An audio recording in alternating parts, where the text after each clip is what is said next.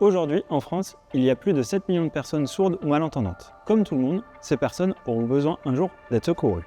En cas de sinistre, elles peuvent contacter les services de secours de manière accessible, par le numéro d'urgence national 114, notamment en langue des signes française, la LSF. Le 114 transmet la demande de secours aux services adaptés, au SAMU, aux forces de l'ordre ou encore aux sapeurs-pompiers. Mais qu'en est-il ensuite avec les secours qui sont engagés sur le terrain? Comment se passe la relation entre les secours et la victime? Avec d'autres collègues du SDIS du Calvados, nous avons vécu depuis plusieurs années ces interventions avec des victimes sourdes ou malentendantes. Et nous sommes aujourd'hui encore confrontés à ces difficultés de communication avec elles.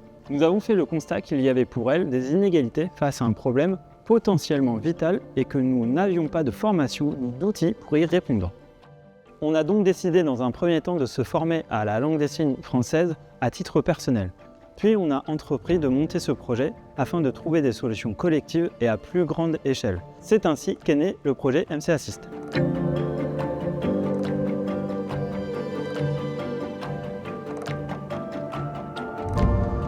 Tout commence donc au centre d'appel 114, service dédié aux victimes sourdes ou malentendantes qui recueille les premiers éléments nécessaires au déclenchement de l'intervention.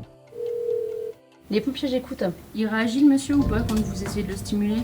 C'est sur bailleur. Voilà, les secours sont prévenus. C'est après cet appel que nous prenons le relais avec MC Assist, qui se présente sous forme d'application installée sur notre tablette et après avoir sensibilisé nos personnels. C'est un outil qui sera utile à chaque étape de l'intervention.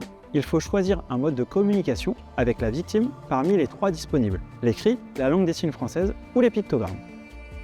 Il permet en premier lieu d'aborder la victime. Nous sommes les premiers professionnels que la victime voit. Notre rôle est donc de la rassurer afin qu'elle se sente en confiance. Si nous ne pouvons pas communiquer avec elle, c'est une situation qui peut aggraver son état de santé.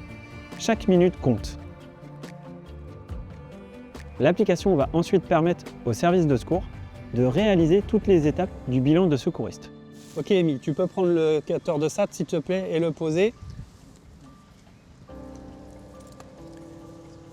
Johan, je te repasse la tablette, je vais passer l'appel et tu lui dis qu'on l'emmène à l'hôpital. Et enfin, de produire une synthèse qui sera transmise aux équipes médicales qui prendront le relais.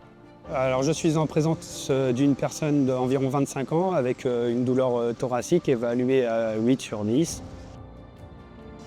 Nous l'emmenons à l'hôpital Saint-Martin. Très bien. Juste pour information, c'est une personne sourde. Très bien, nous y allons. Au revoir. La situation vécue par les sapeurs-pompiers est identique pour nous les secouristes. La solution MC Assist est adaptée à nos besoins. Les secouristes pourront réaliser l'abordage de toute personne sourde ou malentendante avec le mode de communication adapté. Elles pourront ensuite faire leur bilan complet et transmettre les informations précises aux équipes qui prendront le relais, sapeurs-pompiers ou encore les équipes médicales. Mais MC Assist n'est pas qu'une application, c'est surtout une formation. Bonjour, je suis Farid Darkawi.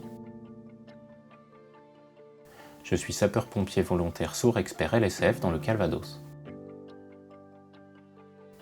Mon rôle est d'évaluer et d'améliorer la qualité de LSF avec précision. Une sensibilisation de 2h30 est réalisée auprès des sapeurs-pompiers, afin de leur apporter une connaissance du quotidien de la communauté des sourds et malentendants. Malgré les pensées, écrire devrait suffire ou il existe peu de sourds, ça ira. Non, c'est justement grâce à cette sensibilisation importante que les sapeurs-pompiers s'en aperçoivent et en acquièrent la base de la LSF. Nous préparons également des modules de perfectionnement et des MOOC à distance pour maintenir les compétences individuelles. En tant qu'orthophonistes, nous avons été particulièrement motivés à participer à un tel projet. Parce que pouvoir former et informer les pompiers de France et les secouristes sur les besoins de la communauté sourde quant à la question de la communication, c'est comme s'adresser à chaque famille de France. Si on réussit à toucher les pompiers, on peut finir par toucher tout le monde.